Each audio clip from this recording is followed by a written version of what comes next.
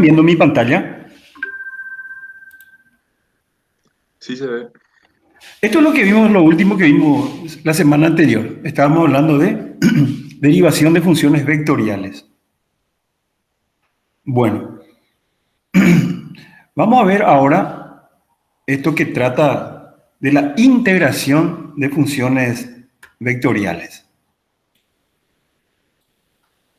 Y bueno, la semana pasada, habíamos visto la definición de la derivada. Profe, Sí, perdón, se ve la presentación del Meet nomás, no otra vez. de la otra cosa.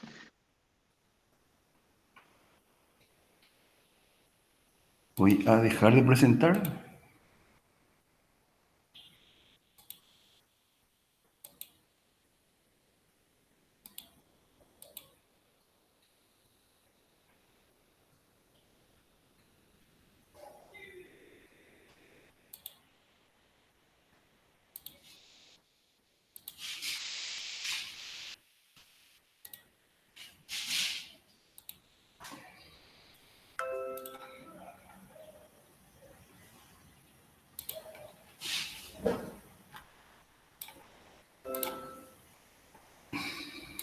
Y ahora, Ahora sí. bueno, esto es lo que vimos vez pasada. Derivación de funciones vectoriales. Bueno, y ahora vamos a ver esto que trata de integración de funciones vectoriales, que es una definición que se obtiene como una consecuencia lógica de la definición de la derivada, así como habíamos visto para variables reales, para funciones vectoriales pasa algo parecido. Y vamos a definir entonces la integración de una función vectorial.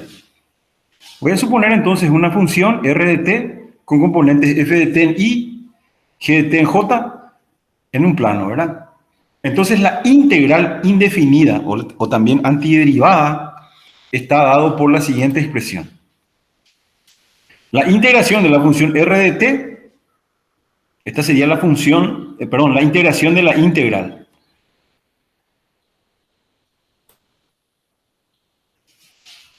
Va a ser igual a la integral de la función f de t, la componente en i, y su integral va a ser la componente en i de la integral de r de t, más la integración de la función g como componente en j. Y esto sería la definición de la integral indefinida o la antiderivada en el plano. ¿Está bien? Se integra la función vectorial componente a componente. Muy bien. La idea es que esta integral esté definida en el intervalo a, b. Muy bien. La integral definida sería entonces esta expresión. La misma integral, pero por supuesto cambiando las integrales por integrales definidas en aquel intervalo AB. Esto ocurre en el plano. Ahora, si es que tenemos una función vectorial en R3 en el espacio, se extiende este concepto sencillamente integrando las componentes en I, en J y en K. ¿Está bien? Esto es lo que ocurre en el espacio entonces para la integración de esta función R de t, la función vectorial R de t. Entonces su integral resulta la integración de las respectivas componentes. Esto para la integral indefinida o la antiderivada. Y si se trata de la integración en el intervalo AB, tendríamos entonces la integral definida en ese intervalo para la función R, función vectorial R, y se obtiene haciendo las integrales definidas en el intervalo AB, componente a componente. Extendemos el concepto del plano al espacio. O sea, eso que vimos en R3, en R2 mejor, se extiende a R3. Ya está. Y eso es lo que hay que entender por integrales. Nosotros ya vimos integrales en cálculo 1 y bueno, estas integrales, estas componentes que tenemos en IJK tratan de esas mismas integrales reales que habíamos visto en el curso de cálculo.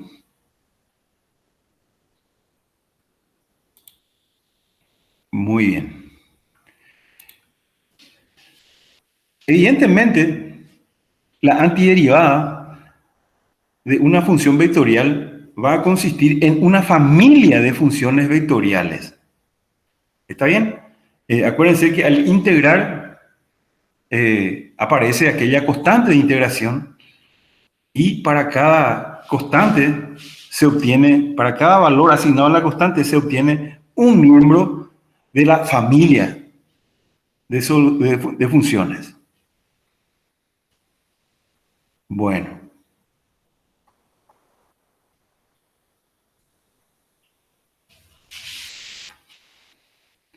Bueno, en R3, por ejemplo,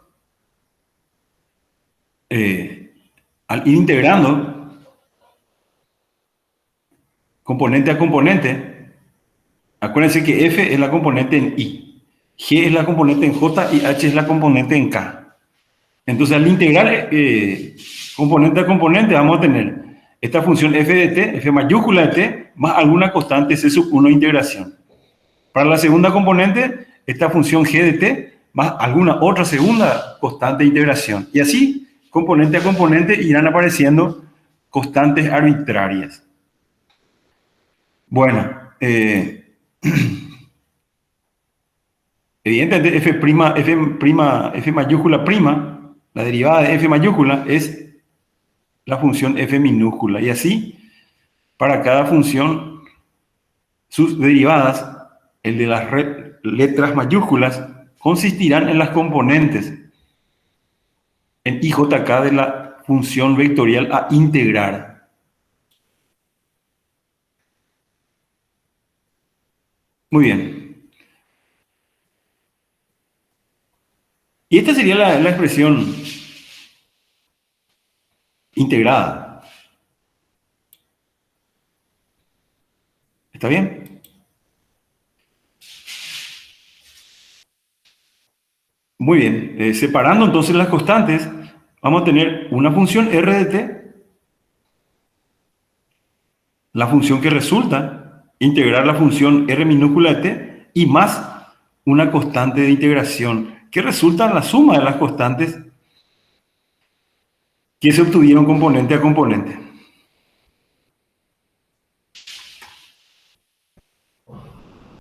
Entonces, esta función que resulta la integral consiste en una familia de funciones, ¿cierto?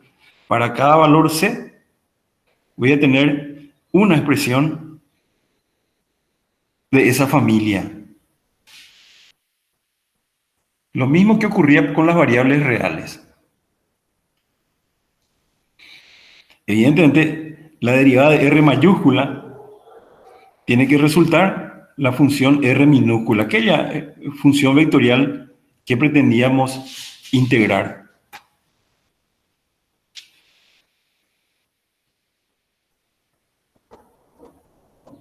Bueno.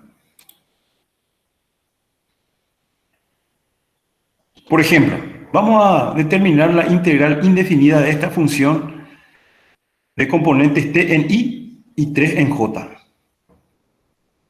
Esto se está integrando sobre t.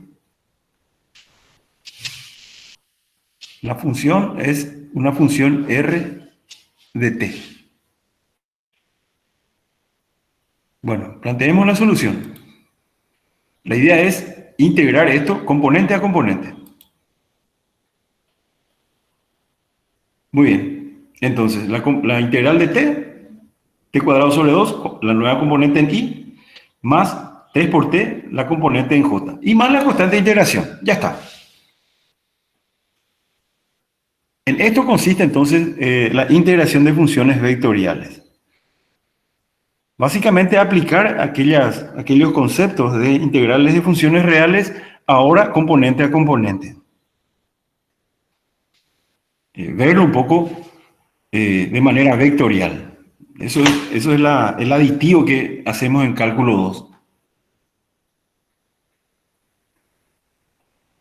Bueno,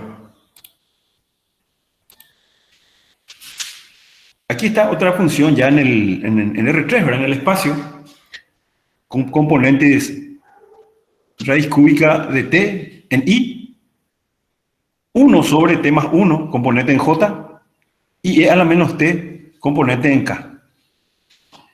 Esto es una integral definida en el intervalo 0, 1. Se pretende calcular mejor la integral definida en el intervalo 0, 1.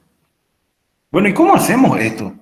Y de la misma forma que hicimos antes, atacamos estos componente a componente y lo tratamos como a cada componente, como integrales de funciones reales, como la que ya habíamos visto, ¿verdad? En el curso de cálculo 1 y no, creo que en el curso no se da todavía integrales.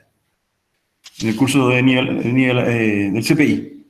En el CPI no se da integrales, ¿verdad? No, profe.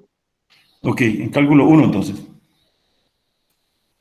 Muy bien, y se plantea esto, la integración componente a componente. Aquí cada integral de cada componente resulta la integral definida que nosotros habíamos visto en cálculo 1. Integración de funciones reales.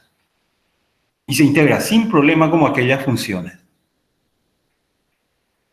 La la integral de t elevado a la 1/3 entonces. T elevado a la 1/3 más 1, t elevado a la 4/3 sobre 4/3. Vale decir, 3/4 por t elevado a la 4/3. Y esto evaluado en el intervalo 0 a 1. La integral de 1 sobre t más 1 es una expresión logarítmica. Logaritmo natural de t más 1. Componente en j entonces. Por supuesto, la integral se evalúa en el intervalo 0, 1. Y por último, la tercera componente, la integral de e a la menos t resulta menos e a la menos t.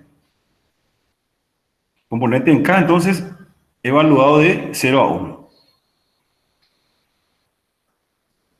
Profe, ¿y la interpretación geométrica cómo sería? Sería, o sea, en vez de que sea el área bajo la curva, va a ser de una figura tipo en 3D o... Enseguida vamos a ver, no me apuren, vamos a ir viendo las interpretaciones geométricas de las derivadas, de la integración. De buenas a primeras, ¿se acuerdan en el plano cuando calculamos integrales? Esto adelantando un poco nomás, pero ya para tener una idea nomás. ¿Se acuerdan en el plano? Integrábamos una función, una integral definida, ¿qué resultaba en un intervalo dado? En el plano, cuando integrábamos una expresión, resultaba el área bajo la curva en ese intervalo estudiado. ¿Se acuerdan de esto, verdad? Sí, profe. Bueno, si se trata de R3 en el espacio, donde vamos a definir funciones, donde vamos a tener nuestras funciones vectoriales, la extensión de ese concepto,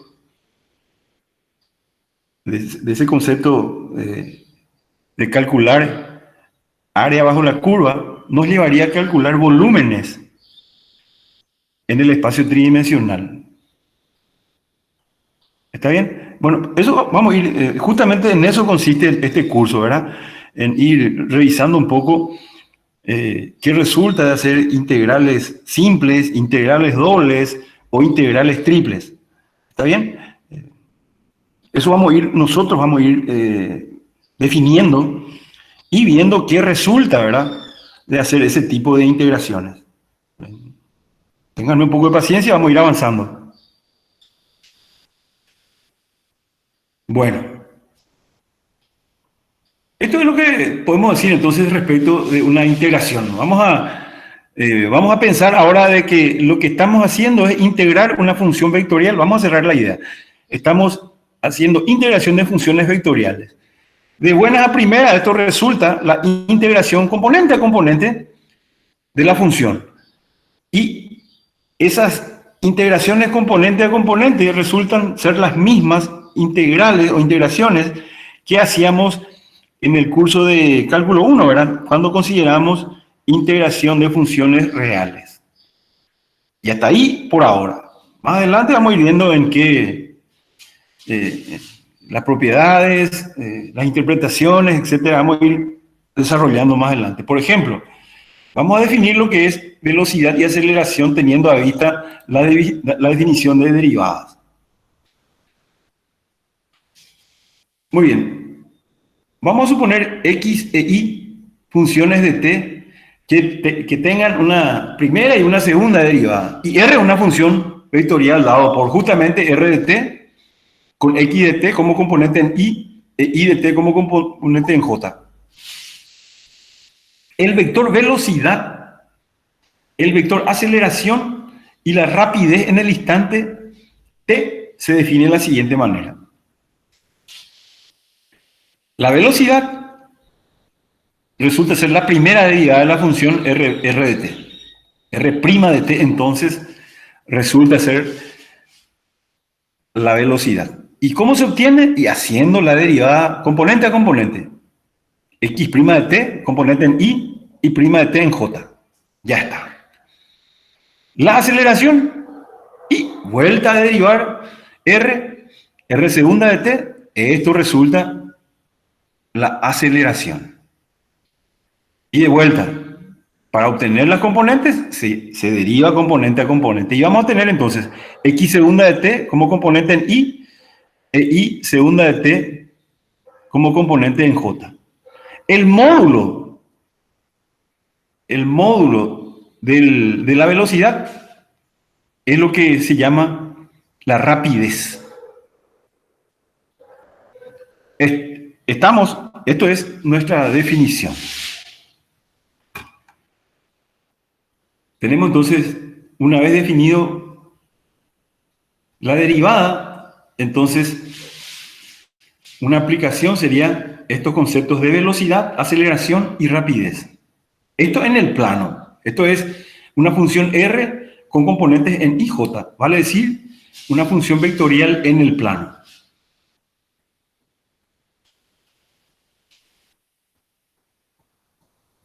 Muy bien. Si yo considero una curva C,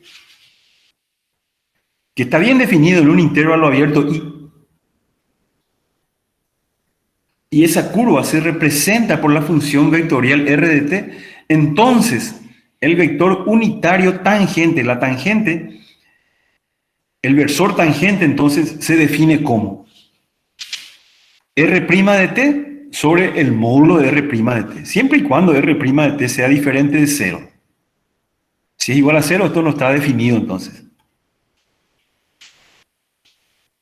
Bueno, ¿de qué hablamos cuando hablamos de una curva suave? Dice, una curva C suave. Y una curva es suave si la derivada de esa curva es continua y diferente de 0 en ese intervalo. Ya está. A eso nos referimos cuando hablamos de una curva suave. Tiene que ser continua en el intervalo considerado y distinto de 0. La recta tangente en un punto es la recta que pasa por ese punto y es paralela al vector tangente unitario, al versor tangente. Bueno, ¿de qué estamos hablando? Vamos a un ejercicio. ¿Se acuerdan de esta función r de t? Esto vez pasada vimos. ¿Se acuerdan? Cuando veíamos la manera de parametrizar y veíamos también la forma dada la forma vectorial, pasar a la forma rectangular, ¿se acuerdan? Bueno, y esto es la ecuación de una parábola, r de t con componentes t en y, t cuadrado en j. X igual a y cuadrado, decíamos, ¿se acuerdan? La forma en forma rectangular. Sí, profe. Ok. Vamos a determinar el vector unitario tangente para t igual a 1. Y es sencillo, ¿verdad? No, a lo mejor el enunciado asusta un poco, pero Teniendo ahorita la definición, esto es bastante sencillo. Entonces tengo R de t. ¿Y qué necesito? La derivada R'. Aquí está. R', entonces, derivo componente a componente. La derivada de t es 1, la derivada de t cuadrado es 2t. Son las componentes en i y j. El vector tangente unitario, acá dijimos, es la expresión derivada sobre el módulo de la expresión derivada. Entonces, ¿qué hacemos? Obtenemos el módulo de este vector de componentes 1 y 2t. 1 al cuadrado es 1 más 2t al cuadrado, 4t al cuadrado. Raíz cuadrada de eso me da entonces el módulo y evalúo esto cuando t vale 1. Así como pidió el ejercicio. Y entonces tengo esta expresión que estoy sombreando, que resulta el vector unitario tangente a esta parábola para t igual a 1. Aquí está en el gráfico. Fíjense la componente en i, ¿verdad? Y la componente en j. Este vectorcito es el que tengo acá en el gráfico. ¿Está bien? Para t igual a 1 tengo componente 1 en i y 1 en j. Es este punto de coordenadas 1, 1 en el sistema rectangular. El vector tangente y cuyo módulo es 1, o sea, el vector unitario de tamaño 1. Su componente en i es 1 sobre raíz de 5, su componente en j, 2 sobre raíz de 5. Bueno, y esto es entonces también una manera de obtener, dada una curva, obtener el vector tangente unitario a la misma, en este caso en un punto definido. Y esto se puede hacerlo punto a punto, en cualquier punto. Muy bien, y así como definimos vector tangente, vamos a definir el vector normal. Y vamos a adelantar ya con un tercer vector que se llama el vector binormal. Entonces, imagínense la curva. Esta es mi vector tangente y un vector normal sería uno perpendicular a t, ¿verdad? Y en este, si se trata de un plano, esto se ve muy bien, ¿verdad? Un vector perpendicular a t. Ese sería el vector normal. Y se obtiene haciendo la derivada de t', perdón, la derivada de t, mejor, t', sobre el módulo de esa misma derivada. Y esto define entonces el vector normal. El vector binormal es un vector perpendicular tanto a n de t como a t de t. O sea, perpendicular a la normal y a la tangente. ¿Cómo se obtiene? Y sencillamente haciendo el producto vectorial de n y de t. Vector normal y vector tangente. Muy bien, entonces atiendan qué es lo que tenemos. Yo tengo una curva. Esa curva puede estar dada en R2 o en R3. En un punto de esa curva, yo puedo obtener estos tres vectores. ¿Está bien?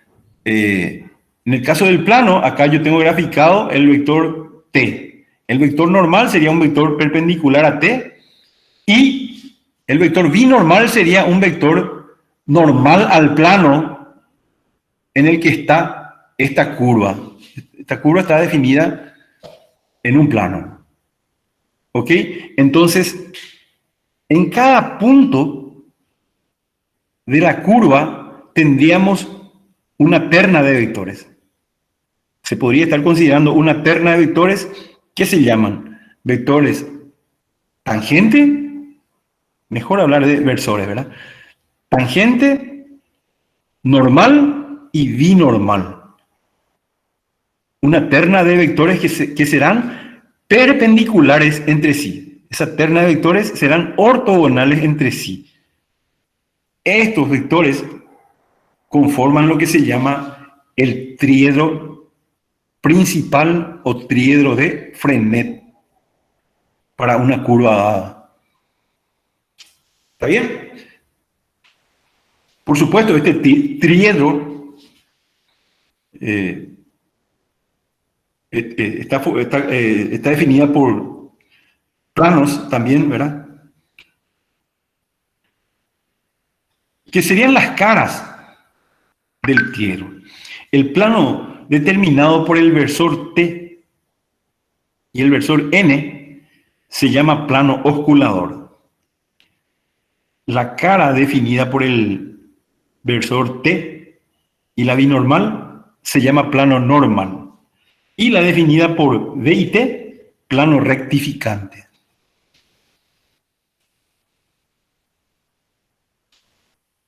Muy bien. Estas son definiciones nuestras, gente, ¿eh? Y después vamos a ir viendo cómo aplicar esto. Me importa ahora mostrar los conceptos, entender un poco de que tenemos estos conceptos, estas definiciones, y bueno, después vamos a ver cómo aplicamos, qué significa la interpretación geométrica, en fin.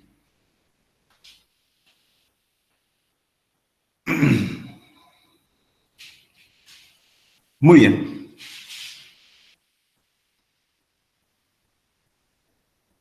Si tengo un arco, muchas veces nos interesa calcular la longitud de la misma en un intervalo considerado del arco.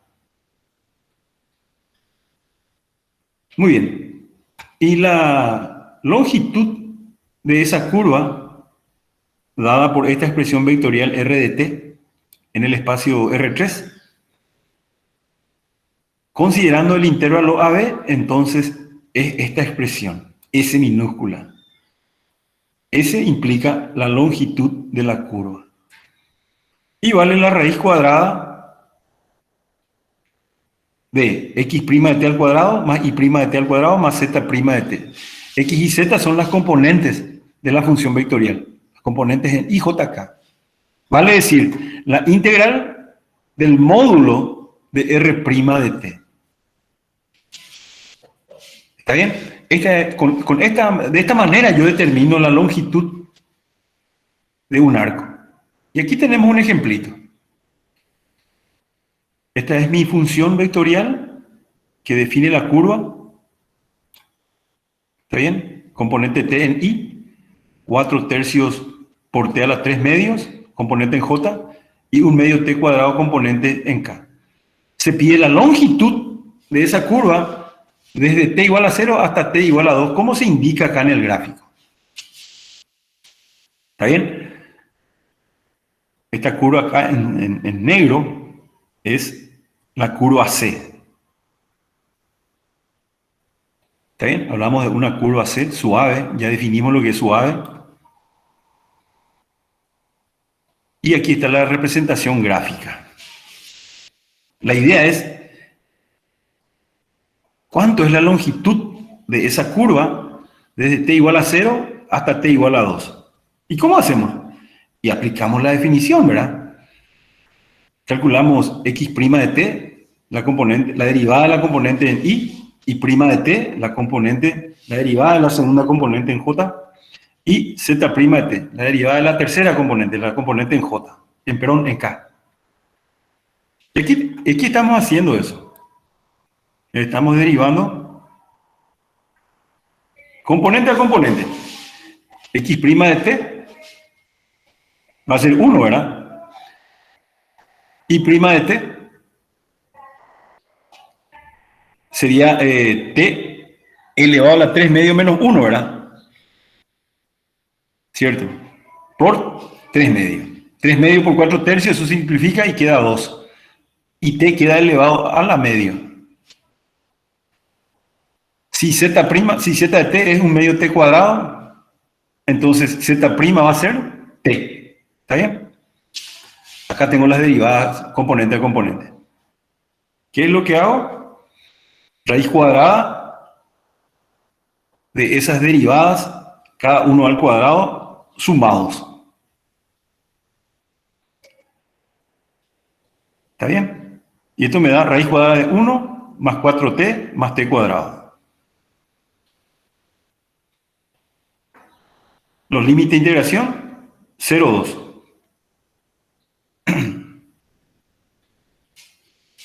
Muy bien. Y aquí estoy completando trinomio para la integración.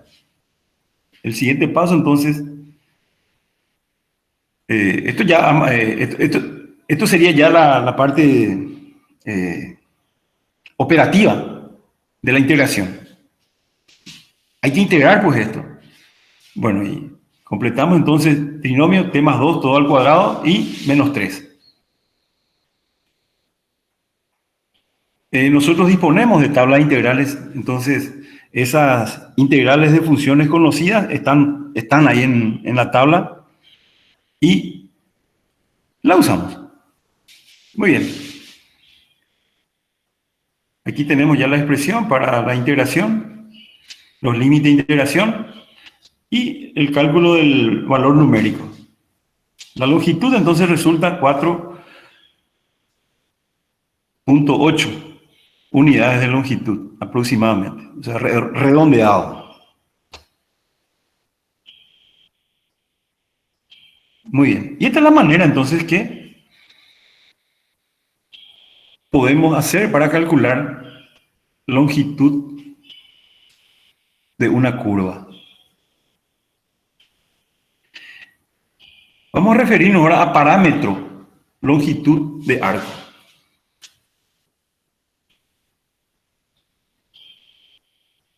Estas curvas que vimos se representan por medio de funciones vectoriales. De diferentes maneras se puede representar esto dependiendo del parámetro que se elija. ¿Se acuerdan? La vez pasada cuando parametrizábamos, elegíamos x igual a t, por ejemplo, un parámetro. Y con ello definíamos los parámetros de las siguientes componentes. Y esa definición no es única. Podemos optar por el parámetro que convenga, ¿verdad?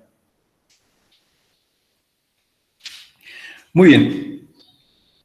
Cuando se pretende estudiar propiedades geométricas de una curva, el parámetro adecuado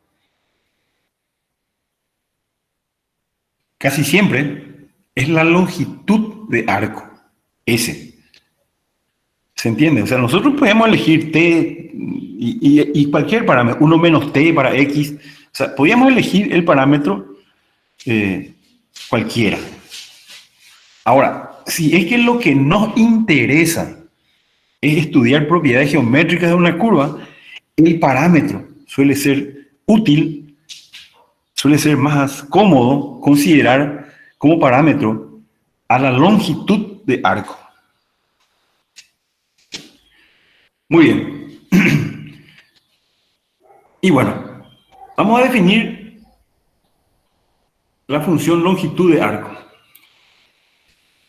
Siempre consideramos una curva su ABC mayúscula, dada por la función vectorial r de t, definida en el intervalo AB. Entonces, la función longitud de arco está dada por esta expresión, s de t igual a la integral definida entre a y b del módulo de r' de u. Por supuesto, diferencial u. Y bueno, acá está el desarrollo de esa integración. Muy bien.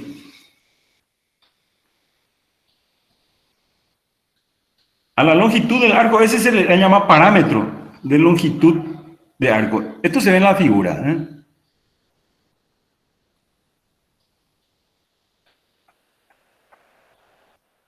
La definición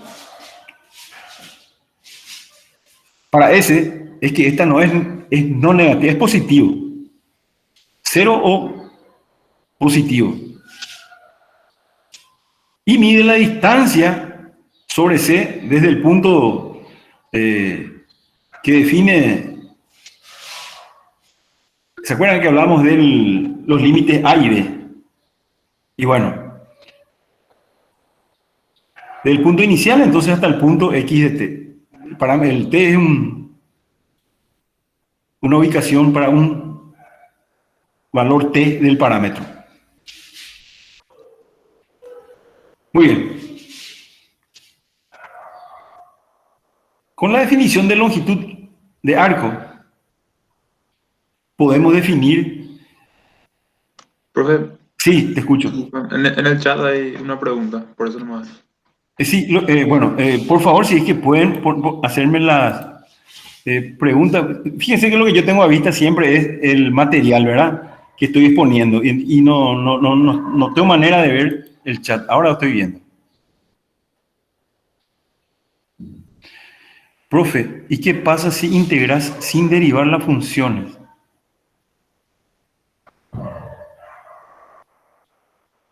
No entiendo. ¿Qué pasa si se integra sin derivar la función? Pasa que en la fórmula que vos pusiste creo que era R' de t y después era, creo que eso se tenía que integrar. Así creo que decía la fórmula, creo que eso es lo que preguntan. Para la longitud, Era sí, no, era más arriba creo. Había una fórmula, acá está, la que dice R' de U, eh, o sea, dice la derivada, creo que yo entiendo así, no, más arriba era, acá está, el que es, ahí, esa, profe, que dice ST. Aquí dice el módulo, creo que es de la primera derivada, o sea, siempre y cuando tengamos R, se hace la primera derivada y eso se integra otra vez. sí, señor. Eso creo es lo que estaba preguntando el compañero, no sé si es referente a eso.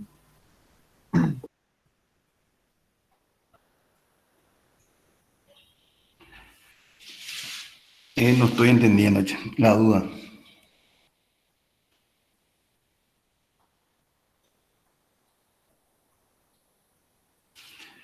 A ver,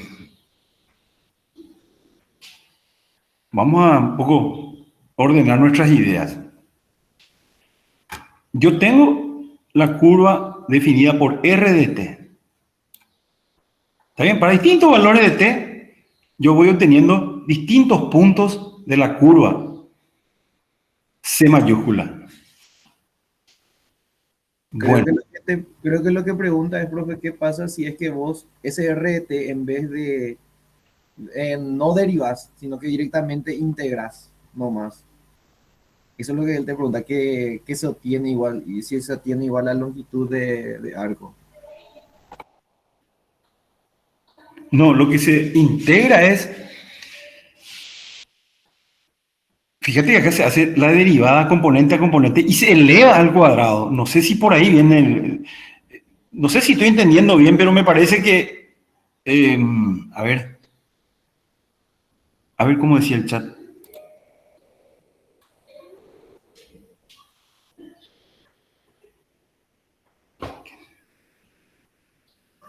Si integro sin derivar, dice, ya, o sea, hacer, y esa era la definición, o sea, para nosotros esa era la definición de la integración.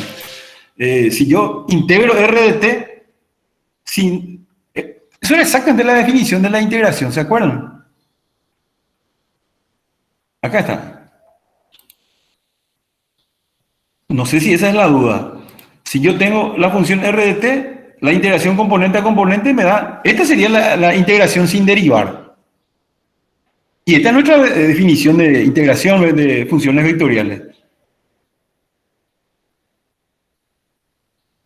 No sé si estoy embarrando más o si estoy aclarando la duda. No, profe, está todo bien. Bueno,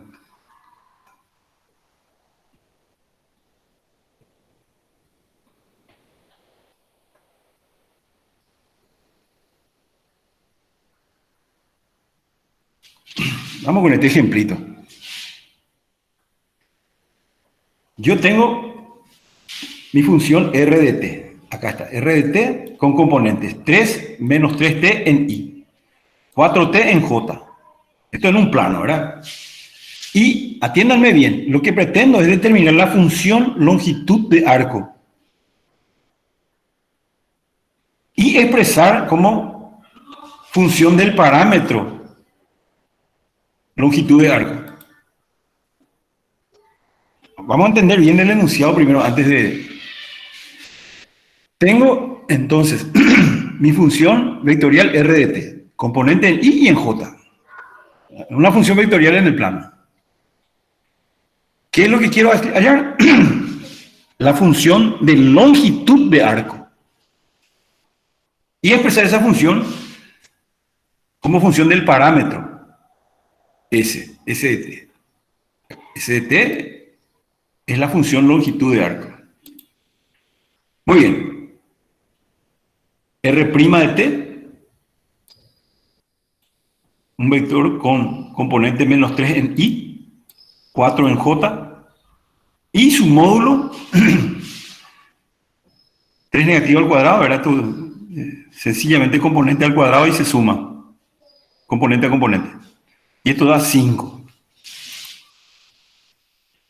S de t, entonces resulta la integral de, habíamos dicho, R' de u diferencial u. ¿Está bien? De 0 a t. Y aquí está la expresión, 5t. Muy bien. De aquí despejo t. T va a ser, si s de t es, si s es igual a 5t, entonces t vale s sobre 5. Y reescribo r utilizando el parámetro longitud de arco. R de s entonces, 3 menos 3 quinto s. Un ratito.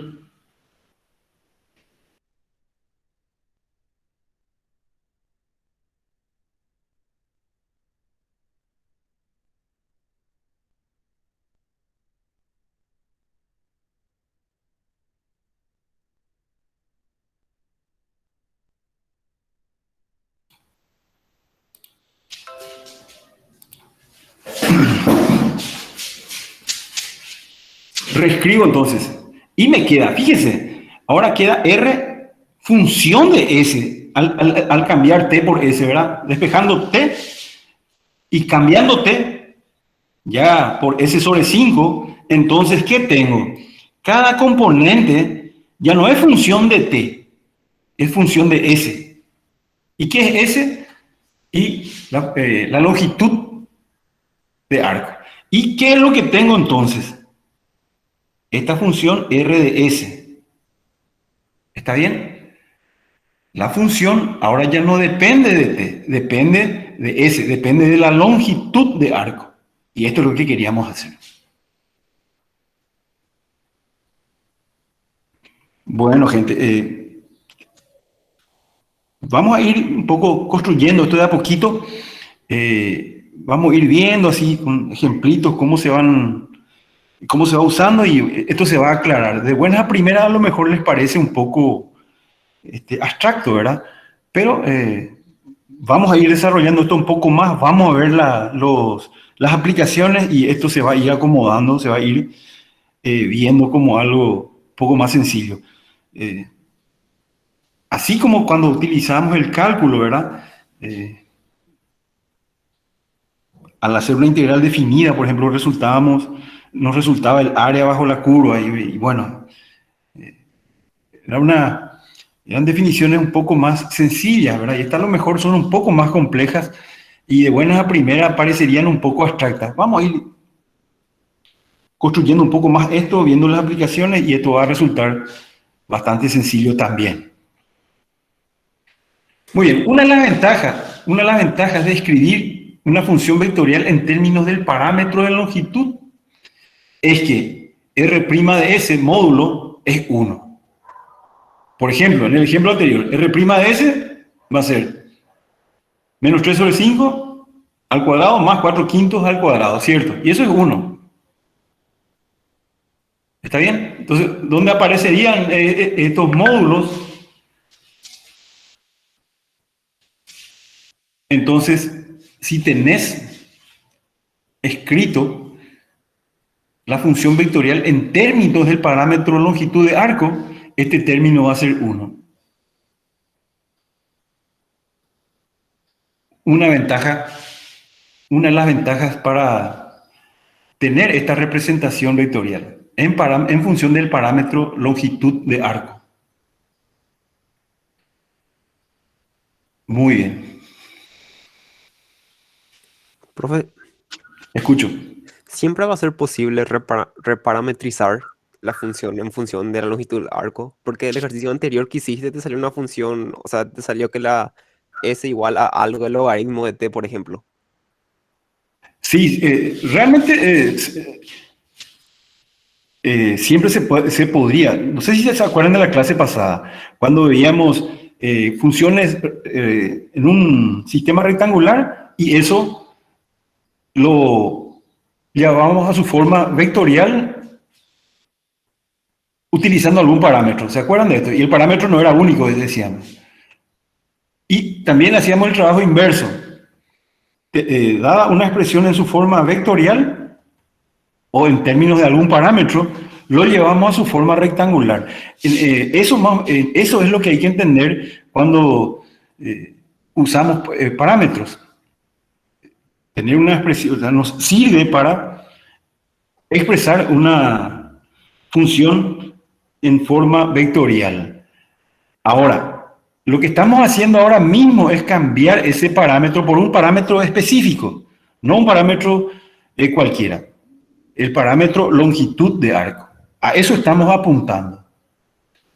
Y ahora lo que estamos señalando es una de las ventajas de que el módulo de R' es 1. Profe, Sí, otra es que el cosa. parámetro es el de longitud de arco. Profe, y entonces, si yo, por ejemplo, tengo la misma curva por ejemplo, la misma curva, pero expresado en un parámetro t y otra expresado en un parámetro m. Pero son la misma curva. Si yo ambos quiero reparametrizar en la función de longitud, me tiene que salir la misma expresión, o no. Si mi parámetro inicial son diferentes, pero es la misma curva. No, vas a tener diferentes expresiones. Ah, No sé si te acordás de pasar en la clase anterior. sí me acuerdo. Teníamos una parábola y igual a x cuadrado, por ejemplo. Y igual a t, perdón, x igual a t y igual a t cuadrado, decíamos. ¿Está bien? Y bueno, el parámetro era t. Pero no había ningún problema en decir x igual a menos t. ¿Y qué obteníamos? Teníamos la parábola, pero en la zona negativa para las i's. ¿Se entiende? O sea, vos cambias el parámetro y podrías estar cambiando incluso de curva. Entiendo, profe, gracias. Por eso es que cuando uno tiene la representación, por ejemplo, rectangular, uno elige el parámetro y tiene en cuenta, hay que tener el cuidado de que estemos representando exactamente la curva que nos dan. Muy bien.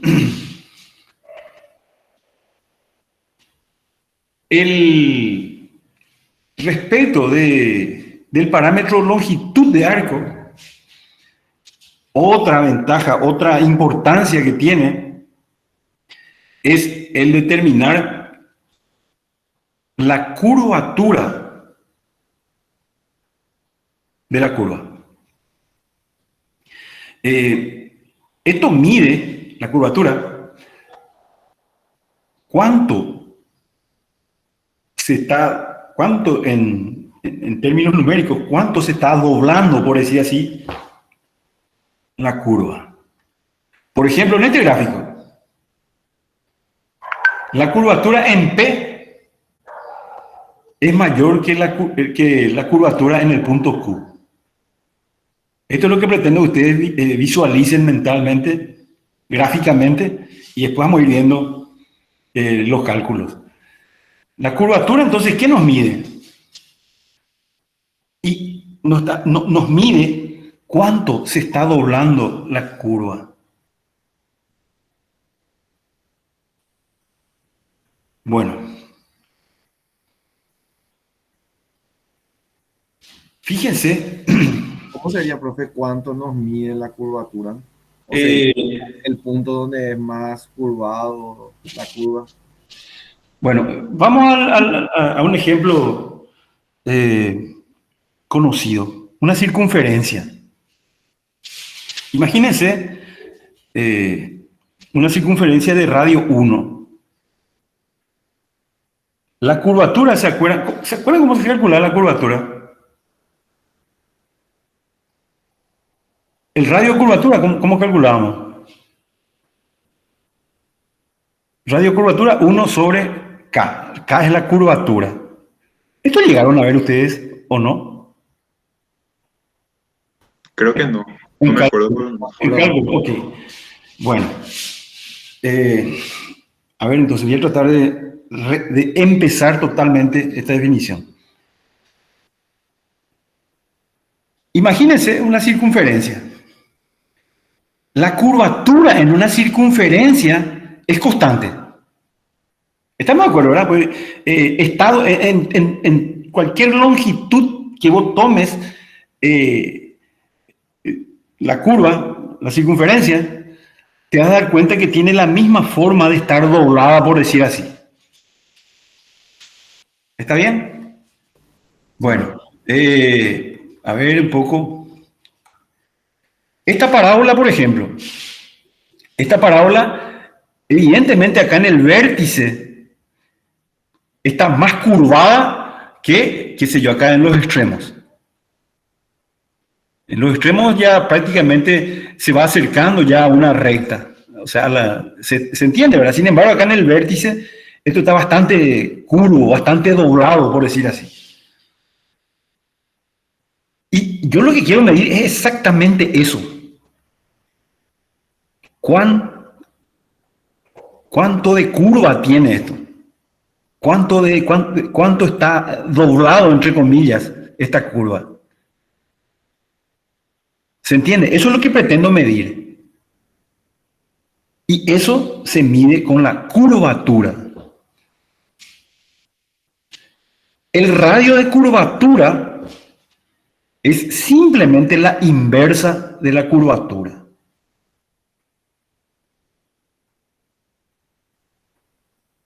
El radio de curvatura es 1 sobre curvatura. Por ejemplo, si yo tengo una circunferencia y les digo a ustedes que la curvatura de esa circunferencia es 1. Su radio de curvatura va a ser 1 sobre 1, 1. Y por supuesto va a ser constante en toda la circunferencia. ¿Está bien? Imagínense la recta. ¿Cuán curvo es la recta? Y nada. 0, ¿verdad? ¿Cierto? No está curvada pues la recta. Su curvatura va a ser entonces 0. ¿Me están siguiendo, verdad? Y su radio de curvatura, infinito, ¿verdad? No tiene pues la recta pues no tiene un centro, por decir así. Bueno, eso dado en dos funciones bien específicas, dos expresiones bien específicas, una circunferencia y una recta.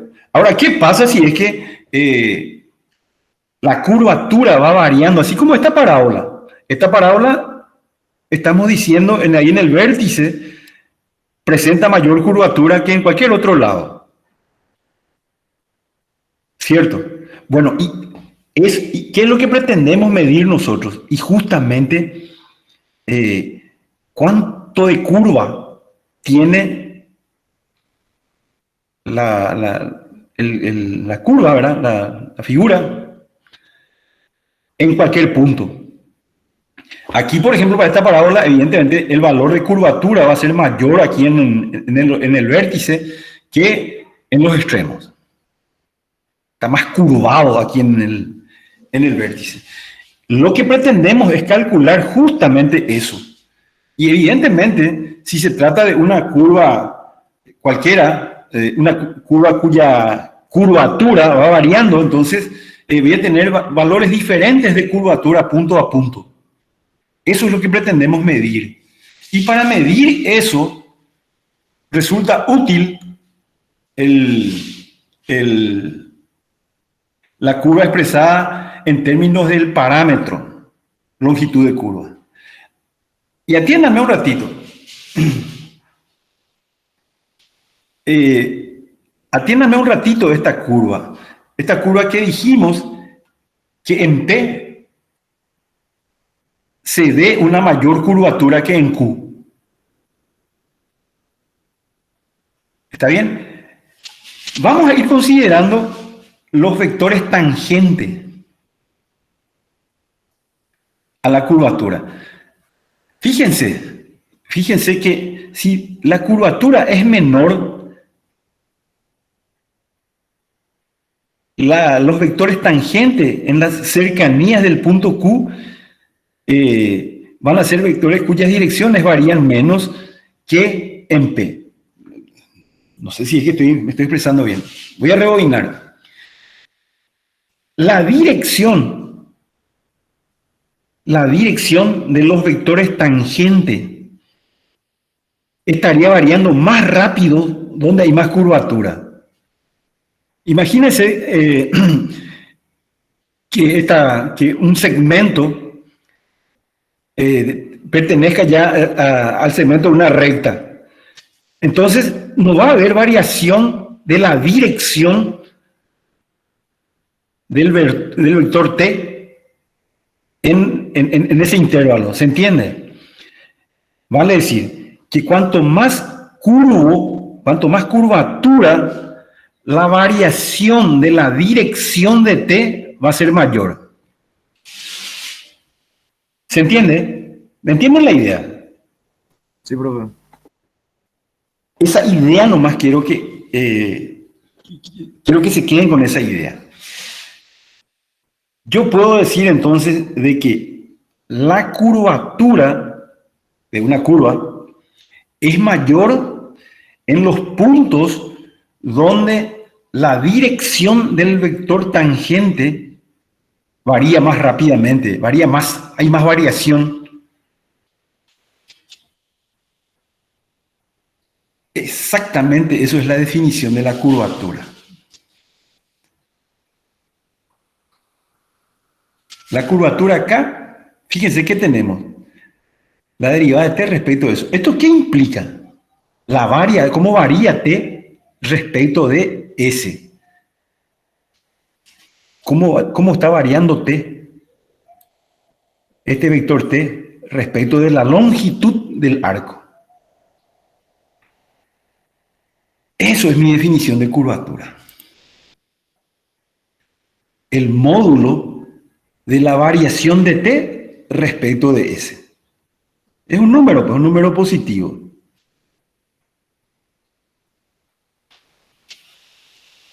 Ya está. Y esta es nuestra definición de curvatura. Nosotros, ¿qué pretendíamos? Y medir justamente cuánto curvo es mi curva punto a punto.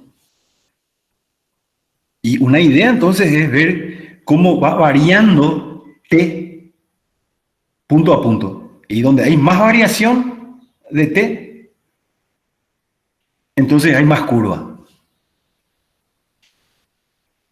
Bueno, y vamos a formalizar eso. Y esto formalizamos diciendo que la curvatura K está dada por el módulo de la derivada de t respecto de S. La variación de t respecto de la variación de S. Acuérdense la definición de derivada. ¿Se acuerdan? Estos diferenciales venían de deltas. de diferencias. Una variación de t respecto de una variación de s. ¿Y qué es lo que hacíamos? Tomábamos diferenciales haciendo que s, de diferencial s, tienda a 0. ¿Se acuerdan? Pero en definitiva, son diferencias. Y lo que estamos midiendo es cómo va variando, son las diferencias de t respecto de s. Cómo va variando la tangente en la curva S, respecto de S. Y esta es mi definición entonces de la curvatura K. Un círculo, dijimos, tiene la misma curvatura en todos sus puntos. La curvatura y el radio están relacionados inversamente. ¿Por qué? Porque la definición de radio de curvatura es 1 sobre K. Vamos a un círculo justamente. Acá yo tengo un círculo. Voy a considerar un círculo centrado en el origen. ¿Está bien? Este círculo expresado en una manera de expresar esto en forma vectorial sería R coseno tita componente en I más R seno tita componente en J. ¿Está bien? Longitud de arco circular es S igual a R por tita. Tita, por supuesto, acá está dado en radianes. ¿Está bien? ¿Se acuerdan de esto, verdad? Si multiplicas R, por ejemplo, para una circunferencia completa, tita sería todo el arco, 2pi radianes. Entonces, 2pi por R me da la longitud de una circunferencia. Esto por mostrarles el caso particular nomás. Y de manera general, S, el arco de longitud S, está dado por R por tita. El radio por el ángulo en radianes. Muy bien. R de S, entonces, voy a cambiar. Acá tengo mi función vectorial en términos del parámetro tita. Yo cambio tita por longitud S, entonces tengo R de S, la longitud del arco S es el parámetro en este caso. Y R' de S, y bueno, se obtiene haciendo las derivadas componente a componente. El vector T, esto ya habíamos visto, ¿verdad? El versor T, R' de S sobre el módulo. Acá tenemos el cálculo. Y la curvatura. Planteamos la curvatura y esto resulta 1 sobre R minúscula como era de esperar, ¿verdad? La curvatura y el radio de curvatura son uno inverso del otro.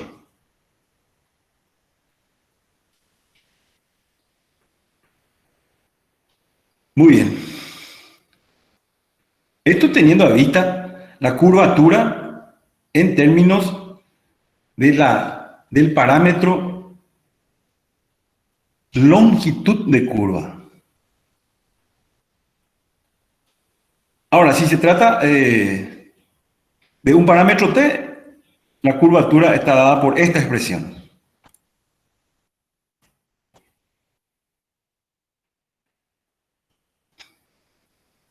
Bueno.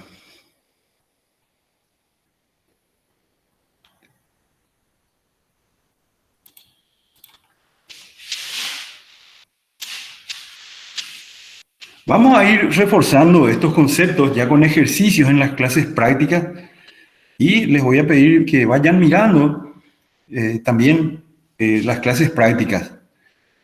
Como les dije, esto de buenas a primeras suena bastante abstracto,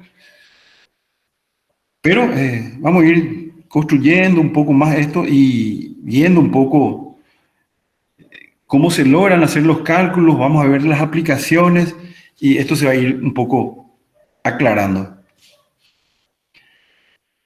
Y bueno, hasta aquí voy a ver la clase de hoy, voy a detener la grabación